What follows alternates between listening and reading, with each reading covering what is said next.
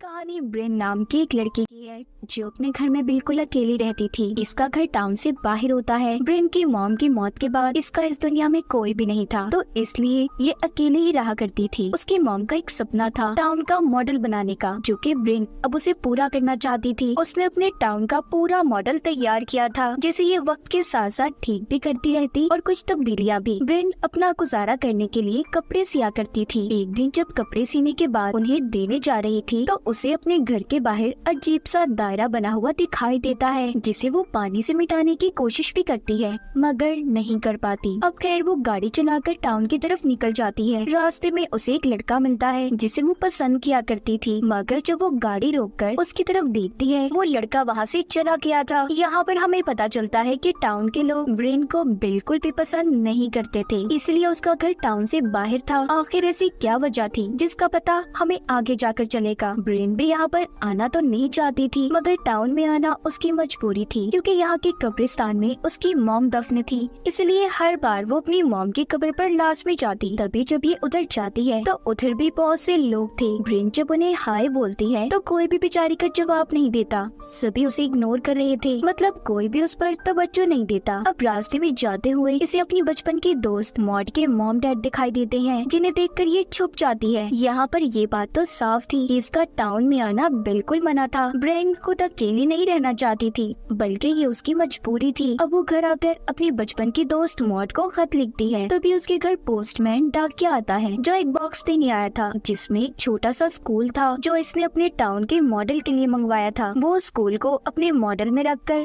बहुत खुश होती है। इसी तरह हंसते खेलते वो अपने खत को भी पूरा करती है, जो कि मॉड को लिख रही थी वो, जिसमें अब ये लिखती है, मॉड मैं जानती हूँ मैं खुद को कभी भी माफ नहीं कर पाऊंगी और मैं तुम्हें हर वक्त याद करती हूँ। इसके घर में मॉड की तस्वीरें भी थी जो सिर्फ उसके बचपन की थी। क्या मॉड कहीं पर चली गई थी? आखिर मॉड का राज क्या था? अब इन सब बातों के बारे में हमें आगे जाकर पता चलेगा। एक रात ब्रेन जब सो रही होती है तभी अचानक से उसके घर की सारी लाइट्स जल जाती हैं, मगर ब्रेन अब भी सो रही थी। कुछ देर के बाद सारी लाइट्स बंद भी हो गई थी। तभी बाहर से किसी चीज के गिरने की आवाज आती है, जिसकी आवाज सुनकर ब्रेन जाग गई थी। वो आवाज दरअसल बाहर से डस्टबिन गिरने की थी। जब ब्रेन उसे ठीक करने के लिए जाने के लिए लाइट जलाती है तो ये क्या, उसके घर की कोई भी लाइट नहीं जलती। जब वो नीचे आती है तो देखती है उसके घर का दरवाजा खुला था और उसके घर में एक अजीब सा क्रिएचर घूम रहा था। ब्रेन जब गौर करती है तो उसे पता चलता है कि वो कोई क्रिएचर नहीं बल्कि एलियन था। उसने भी ब्रेन को देख लिया था, इसलिए अब वो उसका पीछा करता ऊपर की तरफ आ जाता है। ब्रेन जल्दी से भागकर अपने कमरे में बेड के साइड पर छुप गई थी। वो एलियन जब ब्रेन के कमरे में पहुंचता है तो वो बेड के नीचे जाकर छुप जाती है। उसने करीब से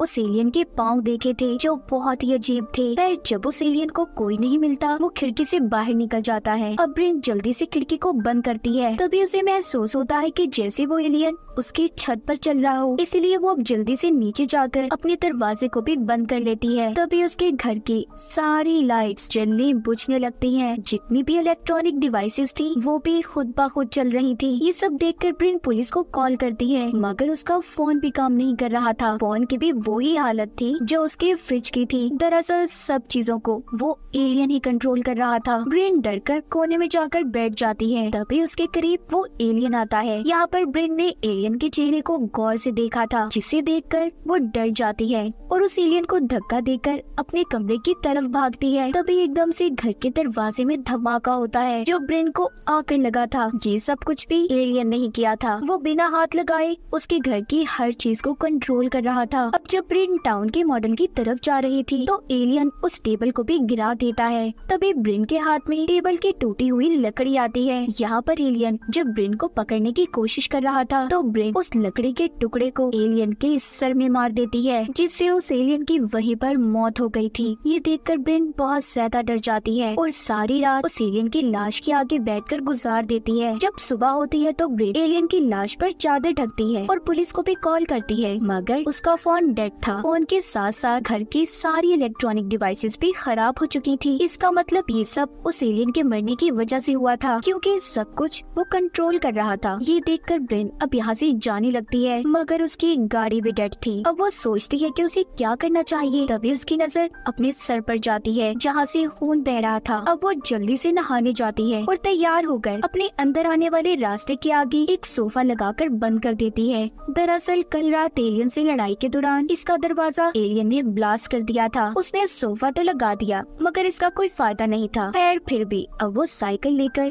टाउन की तरफ जाती है, जहाँ पर वो पोस्टमैन की वैन को देखती है। उसका भी बुरा हाल था, यहाँ तक कि जिस लड़की को ब्रिन पसंद करती थी उसका घर भी तहस नहस हो चुका था और उसके घर के बाहर बिल्कुल वैसा ही दायरा बना हुआ था जैसा हमने ब्रिन के घर के बाहर कहानी के शुरू में देखा था।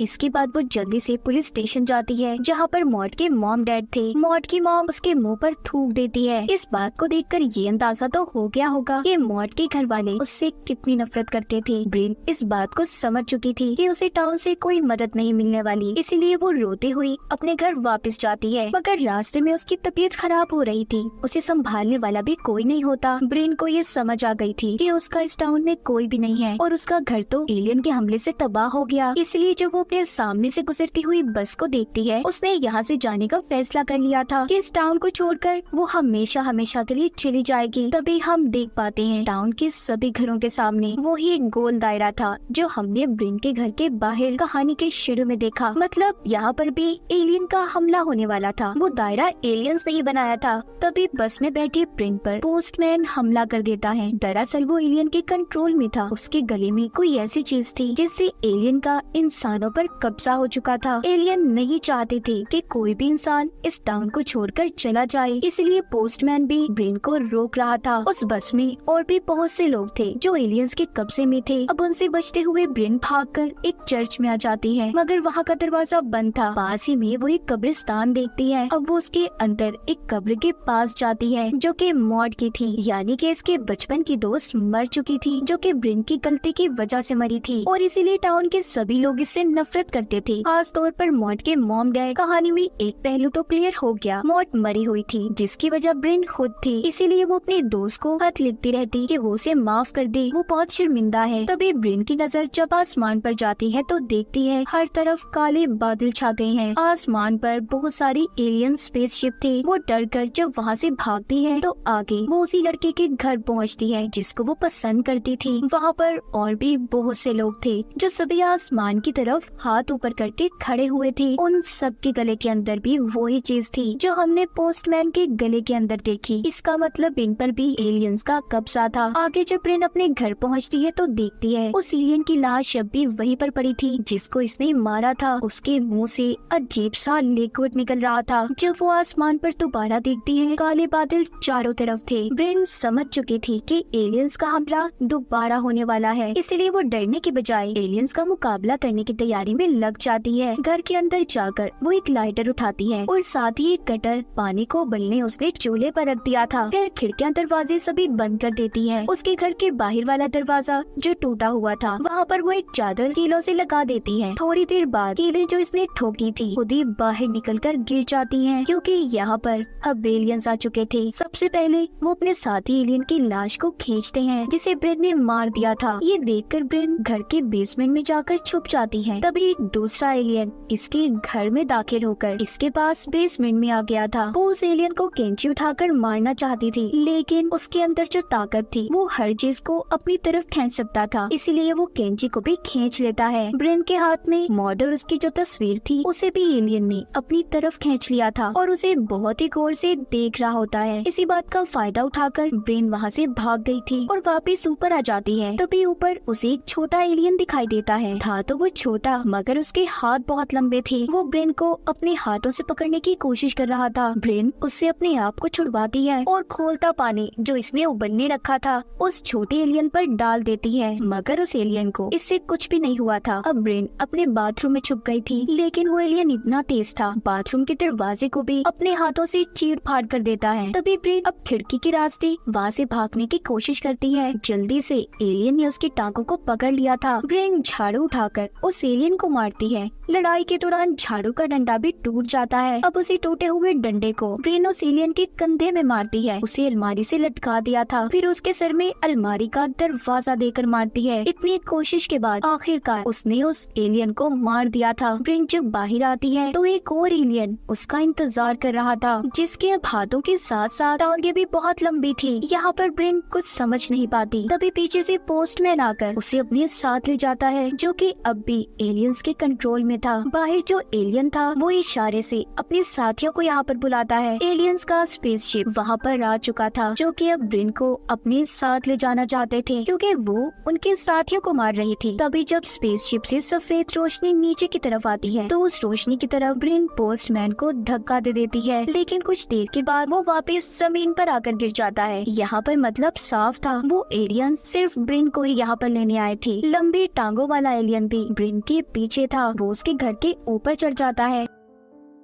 तभी जल्दी से ब्रिन अपनी गाड़ी में जाकर छुप गई थी, लेकिन एलियन वहाँ पर भी आ चुका था। ब्रिन जल्दी से गाड़ी से बाहर आती है और उस एलियन को गाड़ी में ही बंद करके उस पर जलता हुआ लाइटर छोड़ देती है, जिससे गाड़ी में बहुत बड़ा धमाका होता है। वो एलियन भी ब्लास्ट होने की वजह से मर गया था, मगर अब भी एलियंस के स्पेसशिप से निकलने वाली सफेद रोशनी ब्रिन का पीछा कर रही थी। वो भागते हुए अपने घर के अंदर आ जाती है। तभी उसे अंदर एक और एलियन मिलता है जो पहले बेसमेंट में के पीछे आया था, जो उसे मारने की बजाय उसकी तस्वीरों को गौर से देख रहा था। तभी पीछे से ब्रिन उस एलियन पर हमला करने का सोचती है, लेकिन एलियन को इस बारे में पता चल चुका था, इसलिए वो ब्रिन पर हमला करके उसे दूर फेंकता है। और अब एक लाल रोशनी ब्रिन के घर के अंदर आती है, जिसने उसे फ्रीज कर दिया था, यानी कि वो वहाँ पर जम गई थी। अब एलियन उसके पास आता है और अपने मुंह से अजीब सी चीज निकालता है। दरअसल ये पैरासाइट की तरह काम करता था। इन एलियंस का ये एक हथियार था जिसको वो उसके मुंह में डाल देता है। इस तरह वो दूसरे लोगों की तरह ब्रेन को भी कंट्रोल कर सकता था। मतलब जितने भी लोग एलियंस के कंट्रोल में थे उन सबके गले में यही पैरासाइट था। तभी ब्रेन जाग जाती है। देखने में ऐसा लग रहा था कि जैसे वो सपने से जागी हो। असल में अब वो पैरासाइट ब्रेन के जिस्म पर हावी हो चुका था। उसके दिमाग को पूरी तरह से उसने अपने कंट्रोल में कर लिया था। ब्रेन को उसने उसके सपनों की दुनिया में फंसा दिया था, जहाँ पर वो अपने टाउन वाली दुनिया और मॉड के साथ जिंदगी गुजारेगी। जब वो अपने सामने मॉड को देखती है तो उससे सॉरी करती है कि वो उसे माफ कर दे। तभी यहाँ पर ब्रेन को ये बात समझ आती है कि ये सिर्फ उसका एक सपना है। असलियत में तो उसकी दोस्त मॉड मर चुकी है। इसीलिए वो अपने हलक में हाथ डालकर उस पैरासाइट को निकाल देती है जो उस एलियन ने उसके गले में डाला था। ऐसा करते ही वो अपनी असल दुनिया में होश में आ गई थी। अब जैसे ही वो उस पैरासाइट को जमीन पर गिराती है, उस पर ऊपर से ऑरेंज लाइट पड़ती है, जिससे उस पैरासाइट को एक नया जिस्म मिल रहा था जो कि ब्रेन का था। आसमान पर एलियंस के बहुत से स्पेसशिप थे, हर कोई अपना काम कर रहा था। यहाँ पर हमें उन स्पेसशिप से निकलने वाली रोशनियों के बारे में पता चलता है। सफेद रोशनी इंसानों को ऊपर खींचने के लिए थी, लाल फ्रीज करने के लिए, जबकि ऑरेंज एक नया जिस्म बनाने के लिए थी। अब जो उस पैरासाइट से एलियन ब्रेन बनी थी वो असल ब्रेन पर चाकू से हमला कर देती है, जिससे वो नीचे गिर जाती है। और तभी सफेद रोशनी उसे ऊपर स्पेसशिप में ले गई थी, जहाँ पर ढेर सारे एलियंस थे। वो उसके दिमाग पर उंगली रखकर उसकी यादों को जानना चाहते थे। इससे हमें भी यहाँ पर पता चलता है कि उसके साथ उसकी पुरानी जिंदगी में क्या हुआ था, सारा टाउन उससे नफरत क्यों करता था और उसकी दोस्त आखिर मरी कैसे थी। तो असल में हुआ कुछ यूँ था, बचपन में ब्रेन और मॉड का झगड़ा हो गया। मॉड ब्रेन को धक्का दे देती है, जिसके बदले में ब्रेन ने एक पत्थर उठाकर मॉड को मार दिया और उसकी मौके पर ही मौत हो गई। बड़ी ब्रेन अपने ख्यालों में छोटी ब्रेन को खत लिखने से भी बार बार मना करती थी, ताकि उसकी जिंदगी आगे बढ़ पाए, उसे पुरानी यादें याद न आए। सब कुछ जानने के बाद एलियंस ये फैसला करते हैं कि ब्रेन को वो उसकी दुनिया में वापस भेज देंगे। तभी वो उसे दोबारा नीचे फेंक देते हैं। वो वापस आकर अच्छा महसूस कर रही थी, उसने अपनी दुखी यादों को भुला दिया और एलियंस का मुकाबला किया। हम देखते हैं ब्रेन हंसी खुशी अपनी जिंदगी गुजार रही है। सारा टाउन अब उससे अच्छे से बात भी करता है। जिस लड़के को वो पसंद करती थी वो भी उसके साथ अब ठीक हो गया था। वो एक पार्टी में नाच रही होती है, उसके साथ एक लड़की भी थी। ब्रेन की जिंदगी बिल्कुल ऐसी थी जैसी उसने चाही। आसमान पर अब भी एलियन स्पेसशिप घूम रहे थे। ऐसा हो सकता है कि एलियंस का अभी भी पूरे टाउन पर कंट्रोल हो और उन्होंने ब्रेन की यादों को जानने के बाद उसके मुताबिक सब कुछ ठीक कर दिया, क्योंकि ब्रेन ही इकलौती थी जिसने उन एलियंस का मुकाबला किया था। तो यहाँ पर फिल्म के नाम के मुताबिक कहानी भी क्लियर हो जाती है। No one will save you. यहाँ पर तुम्हें कोई नहीं बचाएगा, तुम्हें अपनी मदद खुद करनी है। ब्रेन को किसी ने भी नहीं बचाया था, टाउन के किसी इंसान ने उसकी मदद नहीं की। तभी मुसीबतों का उसने खुद मुकाबला किया। और इसी के साथ इस फिल्म की कहानी भी यहीं पर खत्म हो जाती है।